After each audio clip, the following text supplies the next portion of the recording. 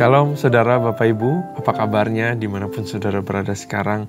Harapan saya semua tetap sehat secara jasmani dan juga secara rohani. Nah saudara, kita akan belajar firman Tuhan. Sebelum kita fokus masuk ke dalam firman Tuhan, hari ini kita akan belajar Nehemia pasal yang keempat. Satu cerita yang sangat luar biasa, cerita tentang leadership, tentang komitmen, dan tentang compassion yang sungguh luar biasa kita akan belajar. Tapi sebelum itu mari kita masuk dalam hadirat Tuhan. Mari kita menghampiri Tuhan Allah Bapa kita, ya saudara. Karena kita perlu Tuhan kita. Ya rada basi kita. Kami perlu hadirat-Mu. Haleluya. Oh haleluya. Menyembah-Mu Tuhan. Oh, ya rada bashi, ya rada bashi.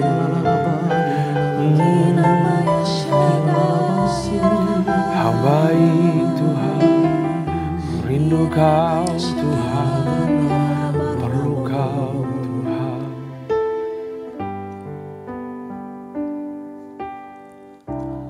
Bapakku datang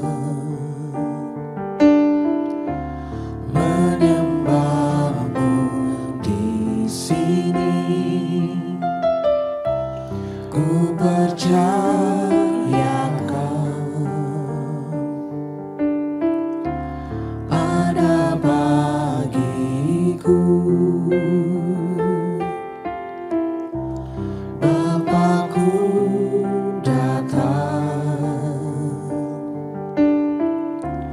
menyembah-Mu di sini.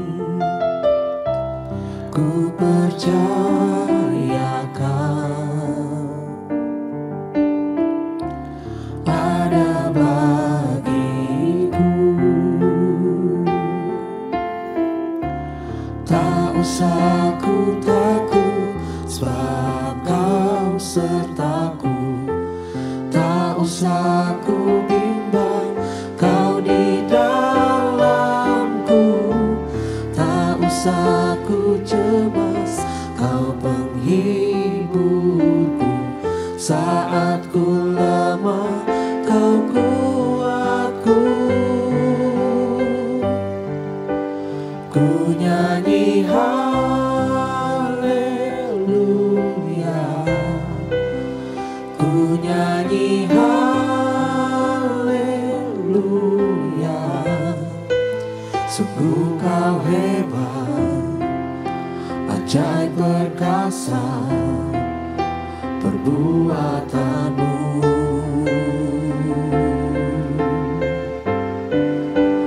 Ku nyanyi haleluya. Ku nyanyi haleluya. Sungguh Kau hebat, ajaib perkasa perbuatan-Mu. Di hidupku.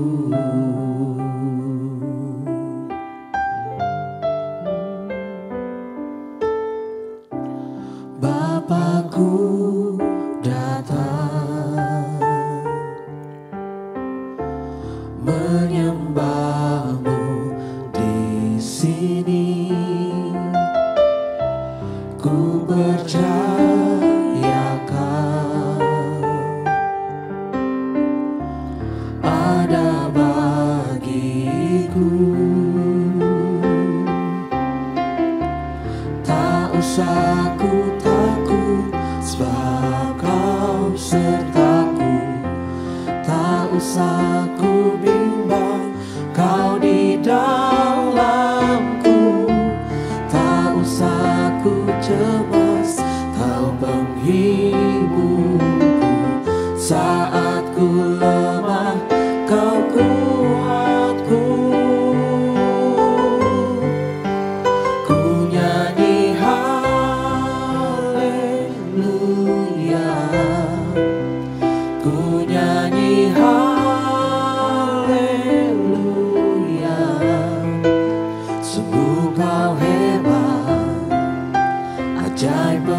perkasa perbuatanmu.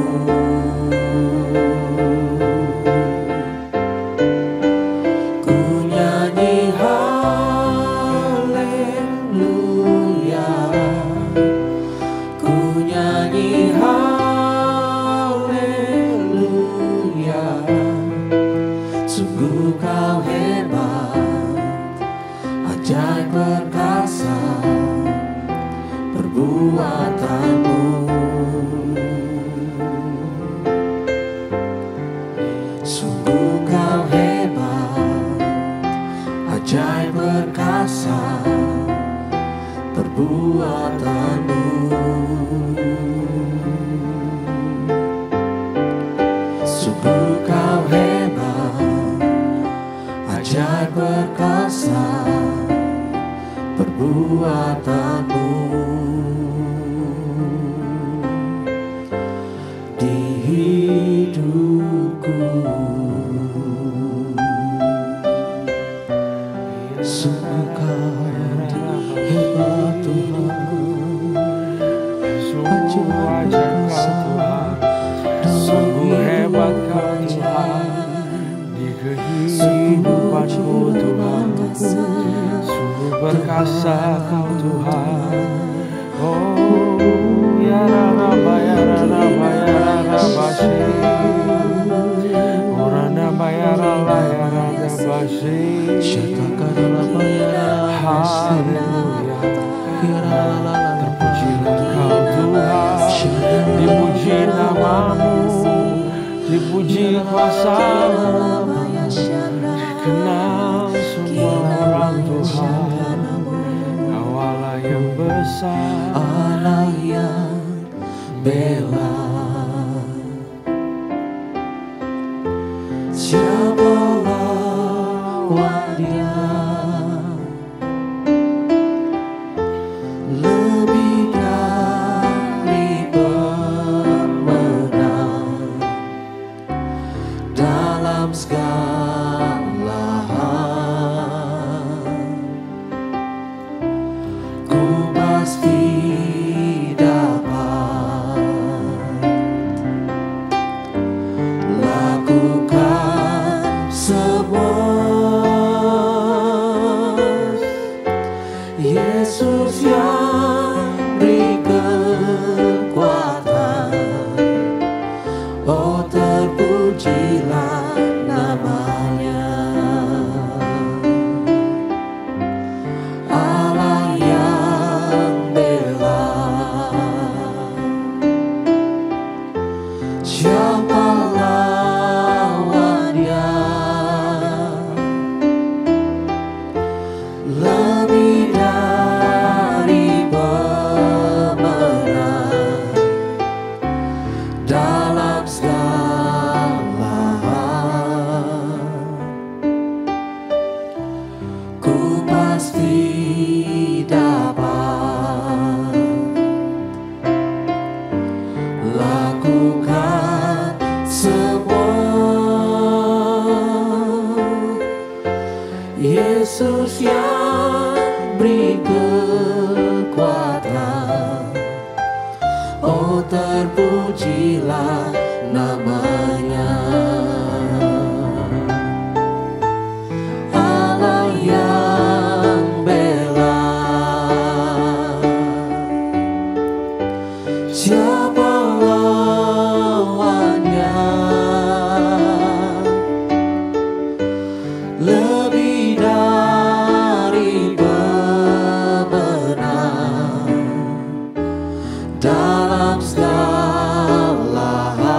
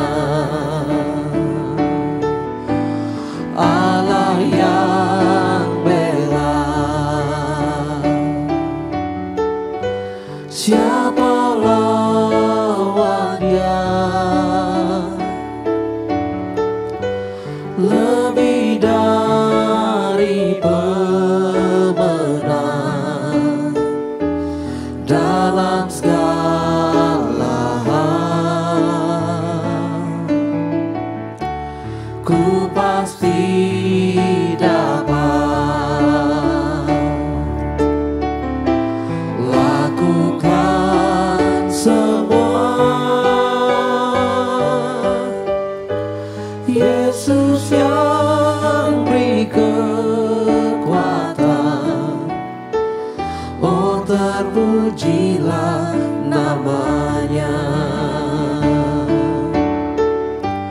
Yesus yang beri kekuatan, oh terpujilah namanya. Yesus yang beri kekuatan, oh terpujilah namanya. Ya rada basi kita bayar. Ya rada basi kita mana kata ya. Ya rada bayar lah ya rada basi kita. Syada bayar mana kata ya rada basi kita. Ya rada bata kata ya kita. Bapak urapi kami, tutup bungkus kami Tuhan. Kuasa darah memberikan kami your wisdom, your knowledge. Untuk kami belajar firman-Mu. Dan apa yang Kau hendak sampaikan lewat firman-Mu, sampaikanlah kepada kami ya Tuhan. Urapi lidah bibir hamba-Mu, sembunyikan hamba-Mu di balik salib-Mu. Supaya mengatakan yang benar Tuhan. Berikan kami telinga seorang murid dan hati yang gembur. Supaya apa yang ditanam boleh berbuah dan mentransformasikan kehidupan kami Tuhan. Terima kasih Tuhan, kami siap untuk belajar. Hanya di dalam nama Tuhan Yesus, haleluya, amin. Shalom, sekali lagi saudara, mari kita buka firman Tuhan. Hari ini di Nehemia pasal yang keempat. Nehemia pasal yang keempat. Saudara buka Alkitab saudara, Nehemia pasal yang keempat. Nehemia merupakan satu kitab yang seperti diary, saudara. Kalau baca kitab Nehemia itu seperti kayak lagi baca diary-nya si Nehemia. Jadi sangat mudah untuk dimengerti, emosinya pun sangat dapat. Pasal 3 ada perencanaan tentang siapa-siapa aja yang akan membangun tembok Yerusalem, orang-orang di dalam organisasinya Nehemia. Di sini memperlihatkan di pasal ketiga bahwa Nehemia sebagai seorang pemimpin, dia mempunyai organizational skill yang sangat luar biasa sekali, saudara. Itu kudu dipunyai oleh setiap pemimpin. Nah, karena ini adalah momen saya pertama untuk bagikan Nehemia, itu di Nehemia 4, saudara. Ya, Nehemia ini adalah kalau mau flashback, saudara. Ya, Nehemia ini adalah seorang cup bearer, juru minum. Dia yang handle makanan dan minuman raja, ya. Saya rasa nggak cuma minuman, tapi harusnya sama makanan. Karena di dalam histori dari kerajaan-kerajaan zaman dahulu sampai medieval juga, namanya cup bearer itu memang ngurusin makanan dan minuman raja. Dan ini bukan posisi yang sembarang orang bisa di sini, saudara. Ya, Nehemia bisa sampai ke sini, saya yakin itu ada campur tangan Tuhan di balik layar. Sehingga orang yang ada di posisi inilah yang dipakai. Sehingga mendapatkan favor daripada Raja Artasasta, saudara. Untuk bisa dapat blessings membangun tembok Yerusalem dan diberikan ransum dan diberikan support. Ya, orang-orang biasa nggak bisa dapat akses itu. Nehemia bisa dapat akses itu. Ya, karena itu sebelum raja minum dan makan, ya tugas pertamanya cup bearer ini adalah tasting. Ya, selain tasting, dia juga harus mencoba semuanya, saudara. Sehingga kalau ada yang mau meracuni sang raja, si cup bearer ini mati. Sehingga sebenarnya setiap hari, kalau raja sehari makan 3 kali, artinya 3 kali Nehemia sebenarnya mempertaruhkan nyawanya buat raja ini. Sehingga ini menjadi posisi yang sangat dekat, posisi yang sangat saudara, sangat dihargai oleh raja. Dan posisi ini adalah posisi yang punya direct access ke Raja Artaxerxes ini, saudara. Apa yang raja ngomongin, politik apa yang sedang diurus, cup bearer ini semua mendengar, ya. Nah, karena posisi ini juga posisi penting, maka posisi ini mempunyai kemampuan atau probabilitas yang sangat tinggi untuk request sesuatu langsung kepada raja, Ya, dari sini kita dapatkan bahwa orang-orang yang ada di posisi yang ditentukan sama Tuhan, orang-orang yang ada di posisi khusus, kalau saya ingat kembali adalah Esther, saudara. Itu ada maksud dan tujuannya. Jangan sampai kalau kita diangkat sama Tuhan sampai ke posisi khusus, saudara, kita justru menutup telinga untuk akan beban orang-orang sekitar, akan beban orang-orang. Ya, Nehemia ini punya hati yang besar, punya hati yang lembut. Hatinya itu mirip kayak Yesus, punya yang namanya compassion atau namanya belas kasihan. Sembarang dengar aja tembok runtuh, wah itu kota kok begini gitu ya. Sudah punya belas kasihan, pengen turun tangan sendiri, kotorin tangan sendiri untuk menyelamatkan. Sama persis seperti gambaran Allah Bapa, di mana punya compassion terhadap manusia sehingga ngotorin tangannya, harus turun ke dunia sebagai sebagai Yesus, anak Allah, ngotorin dirinya ke dunia dan karena compassionnya itu menyelamatkan orang-orang. Ya, Nehemia mungkin menyelamatkan orang-orang Yehuda, orang-orang Israel. Tapi saya percaya ini adalah shadow, satu projection, di mana Yesus itu nanti datang dan menolong semuanya. This is not perfect Nehemia. Yang perfect adalah Yesusnya. Tapi saudara bisa melihat ya, foreshadow daripada Nehemia nyambung kepada Yesus. Nehemia punya belas kasihan, Yesus punya belas kasihan. Nehemia turun tangan, Yesus juga turun tangan. Nehemia menyelamatkan orang-orangnya, Yesus juga menyelamatkan orang-orangnya. Semua karena kasih dan compassion. Itu Nehemia. Di dalam belajar kitab Nehemia itu yang harus kita ingat ya tentang Nehemia. Nah, mari kita baca Nehemia pasal 4 ayat yang pertama. Ketika perikopnya adalah kewaspadaan terhadap orang-orang yang menentang pembangunan. Ketika Sanbalat mendengar bahwa kami sedang membangun kembali tembok, bangkitlah amarahnya, dan ia sangat sakit hati. Ia mengolok-olokkan orang Yahudi dan berkata di hadapan saudara-saudaranya dan tentang Samaria, apa gerangan yang dilakukan orang-orang Yahudi yang lemah ini? Apakah mereka memperkokoh sesuatu? Apakah mereka hendak membawa persembahan? Apakah mereka akan selesai dalam sehari? Apakah mereka akan menghidupkan kembali batu-batu dari timbunan puing yang sudah terbakar habis seperti ini? Lalu berkatalah Tobia orang Amon itu, yang ada di dekatnya, sekalipun mereka membangun kembali, kalau seekor anjing hutan meloncat dan menyentuhnya, robohlah tembok batu itu. Jadi ada orang-orang yang mengolok-ngolok, saudara, yang mau discouraging, ya. Nah, saudara, di dalam kehidupan selalu akan ada orang-orang yang akan mengolok-ngolok, yang akan memfitnah, dan juga akan discourage kita. Kita harus ingat itu. Mau kita ada di dalam rencana Tuhan atau kita tidak ada di dalam rencana Tuhan, ya hal ini bisa terjadi karena memang sifat manusia itu sudah bobrok, saudara. Kalau kita nggak ikut Tuhan, kita bisa jadi adalah kita justru yang jadi Sanbalat dan jadi Tobia, saudara. Orang yang mengolok-ngolok, ya. Tapi karena kita ikut Tuhan, maka kita bisa memasang pintu pagar terhadap lidah bibir kita. Dan untuk mengatakan hal-hal yang encouraging dan baik. Puji Tuhan. Nah, tapi saudara, kita sebagai orang Kristen juga harus ingat bagaimana cara kita memakai mulut kita. Ya, mulut kita dipakai bukan untuk discourage, mulut kita dipakai bukan untuk memfitnah, mulut kita dipakai bukan untuk mengejek-ngejek. Ya, dari sini kita bisa belajar bahwa coba deh hari ini kita perhatikan bagaimana kita memakai mulut kita, saudara. Ya, apakah mulut kita mendatangkan berkat buat orang atau enggak mulut kita mendatangkan kesusahan buat orang? Ya, ayat 4. Ya Allah kami, dengarlah bagaimana kami dihina. Balikanlah cercaan mereka menimpa kepala mereka sendiri, dan serahkanlah mereka menjadi jarahan di tanah tempat tawanan. Jangan kau tutupi kesalahan mereka, dan dosa mereka jangan kau hapus dari hadapanmu, karena mereka menyakiti hatimu dengan sikap mereka terhadap orang-orang yang sedang membangun. Jadi apa respon Nehemia terhadap olok-olokannya? Responnya bukan membalas.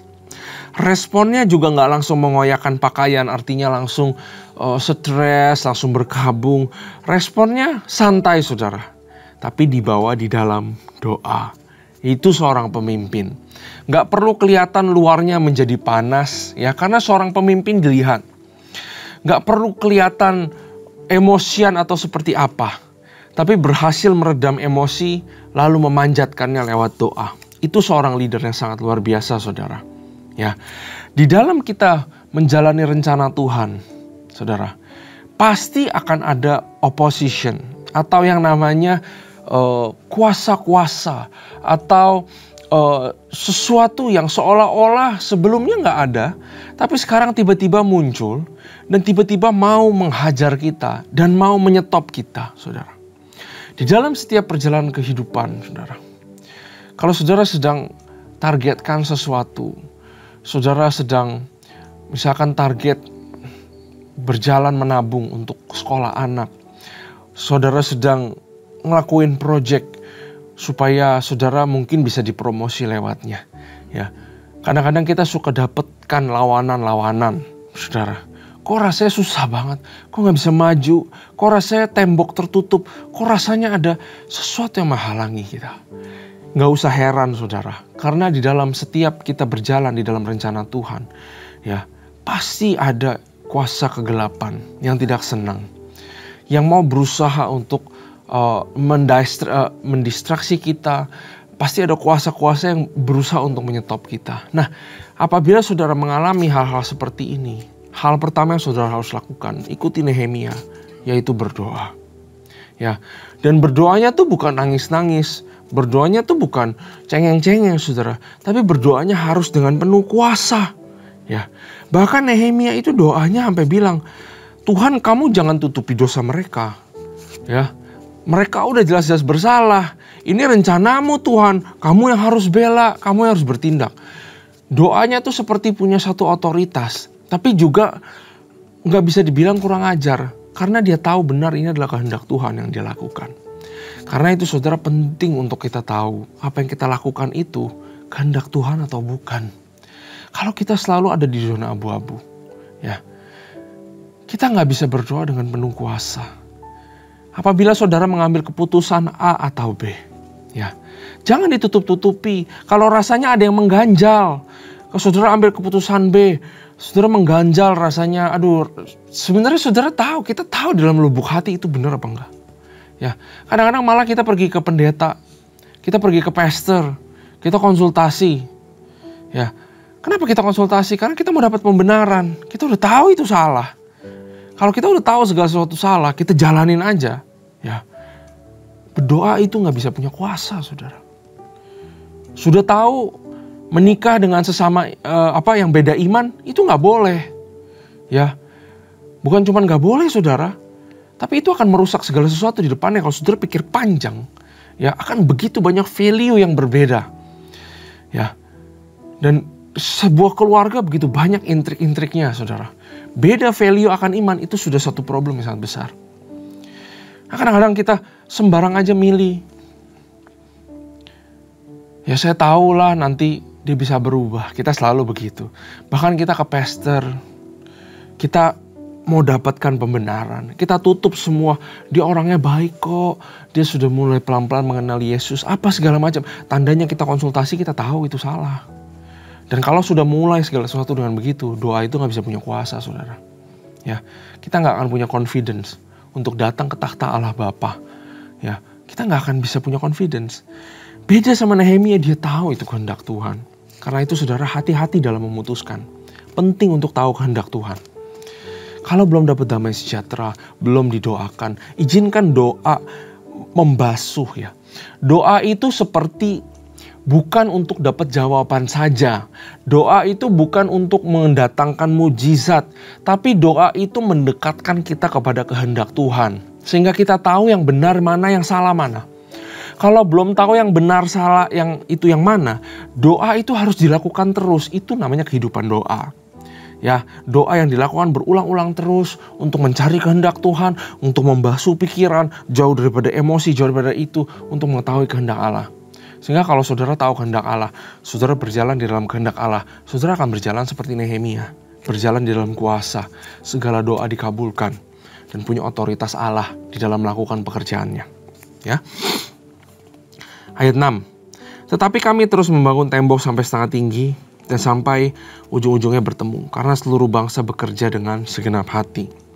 Ketika Sanbalat dan Tobia serta orang Arab dan orang Amon dan orang Asdod mendengar bahwa pekerjaan perbaikan tembok Yerusalem maju dan bahwa lubang-lubang tembok mulai tertutup, maka sangat marahlah mereka. Mereka semua mengadakan persepakatan bersama untuk memerangi Yerusalem dan mengadakan kekacauan di sana. Tetapi lagi-lagi Nehemia berdoa, kami berdoa kepada Allah kami dan mengadakan penjagaan terhadap mereka siang dan malam karena sikap mereka. Saudara, ya, saudara perhatikan baik-baik. Ayat 4. Itu Nehemia berdoa syafaat mewakili kelompok mereka. Ya Allah kami. Ya. Ayat 9, tetapi kami berdoa. Nehemia mengadakan corporate prayer. Dia bukan leader yang punya otak. Dia bukan leader yang punya otak saja, yang punya struktur SOP yang baik. Tapi dia leader juga leader yang religius. Dia ajak orang-orang berdoa, saudara. Ya, untuk meminta pertolongan daripada Tuhan. Ya, ayat 10, berkatalah kepada orang Yehuda, kekuatan para pengangkat sudah merosot dan puing masih sangat banyak. Tak sanggup kami membangun kembali, ya, mulai menyerah. Tetapi lawan-lawan kami berpikir mereka tidak akan tahu dan tidak akan melihat apa-apa sampai kita ada di antara mereka, membunuh mereka dan menghentikan pekerjaan itu. Ketika orang-orang Yahudi yang tinggal dekat mereka sudah 10 kali datang memperingatkan kami, mereka akan menyerang kita dari segala tempat tinggal mereka. Maka aku, kata Nehemia, menempatkan rakyat menurut kaum keluarganya dengan pedang, tombak dan panah di bagian-bagian yang paling rendah dari tempat itu, di belakang tembok, di tempat-tempat yang terbuka. Ku amati semuanya lalu bangun berdiri dan berkata kepada para pemuka dan para penguasa dan kepada para orang-orang lain, jangan kamu takut terhadap mereka. Ya, ini loh namanya iman. Berdoa dan disertai dengan tindakan iman. Berdoa kan percaya, saudara, bahwa Tuhan akan melakukan apa yang kita doakan. Bahwa doa kita didengar Tuhan. Tapi doa aja gak membuktikan apa-apa. Harus ada tindakan yang membuktikan apa yang dinaikkan lewat doa kita. Makanya Nehemia bilang, ya jangan takut terhadap mereka. Ingat dong kepada Tuhan yang Maha Besar. Tadi kan kita sudah berdoa. Dan dahsyat, ya Tuhan yang Maha Besar dan dahsyat. Dan berperang untuk saudara-saudaramu, untuk anak-anak lelakimu, untuk anak-anak perempuanmu, untuk istrimu, untuk rumahmu. Seolah-olah Nehemia, waktu dia berdoa, lindungi kami, ya. Ya, Tuhan berperang buat kami, Tuhan yang jagain kami. Nehemia tuh seolah-olah udah tahu itu sudah terjadi. Saat itu juga sudah terjadi dalam nama Tuhan Yesus. Karena itu dia bilang, jangan takut. Tuhan itu berperang buat kita. Dia itu yang lindungi. Ya. Dia itu Tuhan yang dahsyat, ya. Dia yang akan melindungi keluarga kita, saudara-saudara anak laki. Karena itu berperanglah. Karena itu ayo kita jangan takut. Ya. Ketika didengar musuh kami bahwa rencana mereka sudah kami ketahui dan bahwa Allah telah menggagalkannya, maka dapatlah kami semua kembali ke tembok dan masing-masing ke pekerjaannya.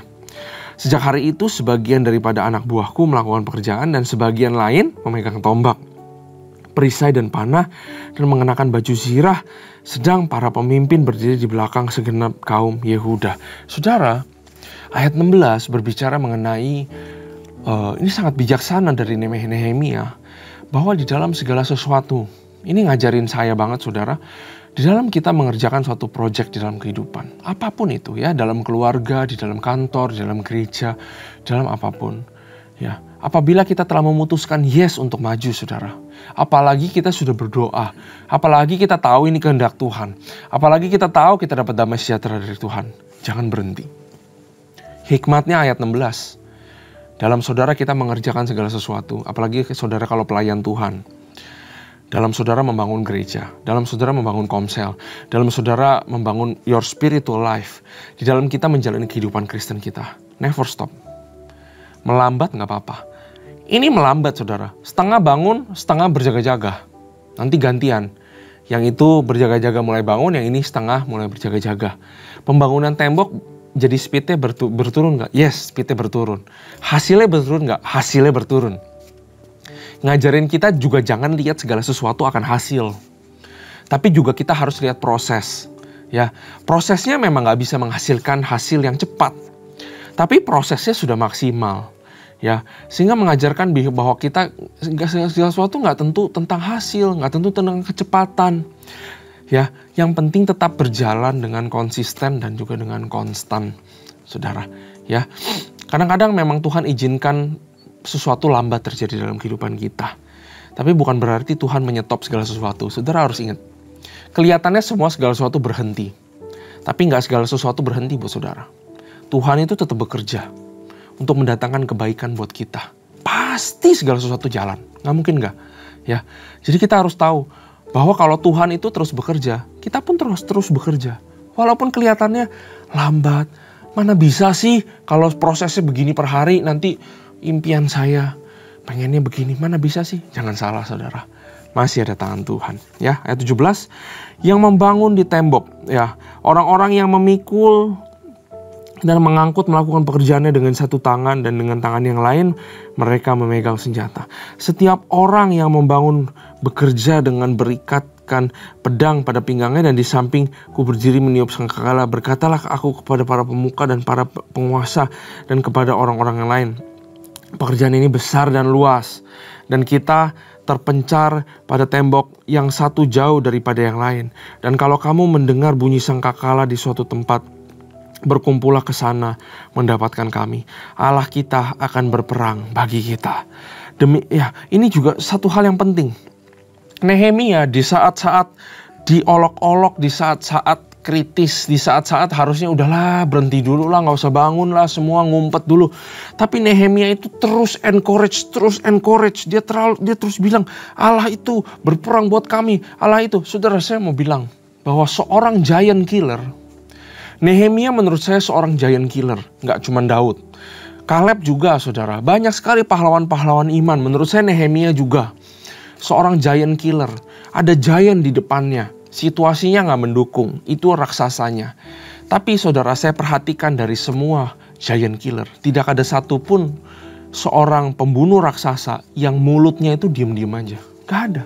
Mereka semua tuh suka teriak-teriak. Dan teriak-teriak ini apa? Teriakin kemenangan lewat iman mereka. Karena kemenangan itu bisa jadi diciptakan lewat perkataan kita, saudara.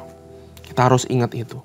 Di dalam kita menghadapi pressure, opposition, waktu kita digencet, waktu kita rasanya gak berdaya, saudara, masuk dalam hadirat Tuhan.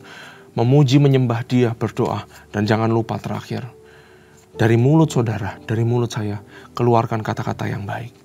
Keluarkan kata-kata kemenangan. Declare kemenangan itu terhadap kehidupan saudara. Declare kemenangan terhadap masalah.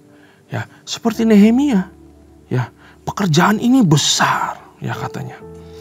Allah akan berperang bagi kita. Dia katakan itu kepada dirinya dan dia katakan itu kepada orang-orang juga. Perkataan itu penting. Mulut tuh jangan diem-diem di dalam peperangan. Mulut tuh gak boleh diem, gak boleh ditutup, saudara. Kayak Daud aja, siapa kamu orang tidak bersunat? Ya, sebelum ketemu Goliat aja sudah teriak-teriak, sudah ngomong. Siapa itu orang tidak bersunat? Masa iya kita kalah sama orang yang gak bersunat, kata Daud. Ya, seorang anak kecil gitu ya, bisa dibilang. Waktu dia ketemu Daud, dia teriak saudara di depan dia. Ya, seorang giant killer is a shouter, seorang yang teriak. Karena di dalam lidah kita ada kuasa. Justru di dalam waktu kita ditekan, mulut kita harus sebaliknya melawan dengan perkataan iman. Ucapkan janji Tuhan, jangan cuma dibaca, diingat di sini.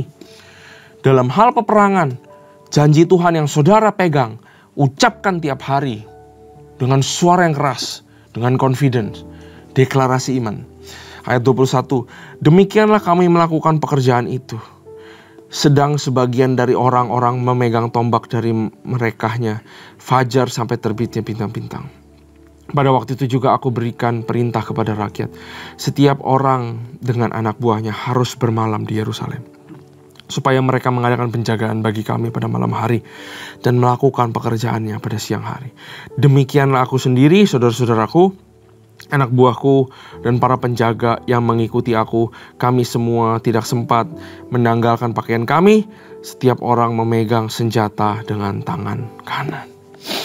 Saudara, hal terakhir yang saya mau share kepada saudara, bahwa di dalam kita melakukan peperangan, di dalam kita ingin meraih sesuatu, gak cuman prayer penting. Nggak cuman tadi ada perkataan penting. Nggak cuman iman penting.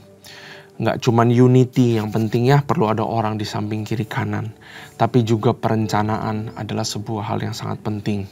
Strategi perencanaan. Kalau kita baca Nehemia 4, penuh dengan strategi-strategi.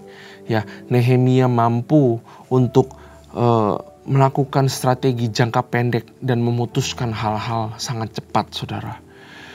Bikin shift penjagaan, orang-orang Yerusalem disuruh tinggal di Yerusalem, dijaga di sana. Ada shift, ada para leaders yang mengawasi, yang mengencourage. Ini semua tentang strategi atau tentang perencanaan. Kalau kita tidak merencanakan, maka kita sedang merencanakan yang namanya kegagalan. Mungkin saudara pernah dengar, ya. Tapi merencanakan berlebihan, tidak dibawa ke Tuhan, juga kita sedang merencanakan namanya kegagalan. Ya, makanya urutannya selalu berdoa, minta hikmat daripada Tuhan, lalu merencanakan dan stick kepada rencananya. Karena itu kadang-kadang kita perlu nasihat. Kadang-kadang kita perlu tanya kepada orang yang berjalan lebih dahulu. Mungkin di sini kita lihat Nehemia penuh dengan hikmat. Tapi kita mungkin gak sama dengan Nehemia ya. Kita mungkin gak sama dengan kayak Salomo. Kita perlu orang-orang yang untuk menasihati kita. Karena itu punyakah kita orang-orang seperti itu dalam kehidupan kita? Jangan-jangan kita menanyakan nasihat kepada tempat yang salah. Kita harus menanyakan nasihat kepada tempat yang benar. Tanyalah nasihat kepada orang-orang yang gagal, belajar daripada kegagalannya. Ya, tapi kita juga harus tanya nasihat kepada orang-orang yang sudah berhasil, sehingga kita mendapatkan pertimbangan yang sempurna. Ya, itu pasal keempat, saudara. Besok kita akan belajar pasal kelima. It's very wonderful learning today. Mari kita bersatu dalam doa. Tuhan, terima kasih buat pembelajaran ini, buat firman ini. Kami bersyukur kami belajar banyak, Tuhan. Sertai kami kembali di pertemuan selanjutnya, supaya kami belajar sesuatu untuk kehidupan kami. Terima kasih Tuhan, hanya di dalam nama Tuhan Yesus. Berdoa haleluya, amin. Tuhan Yesus memberkati.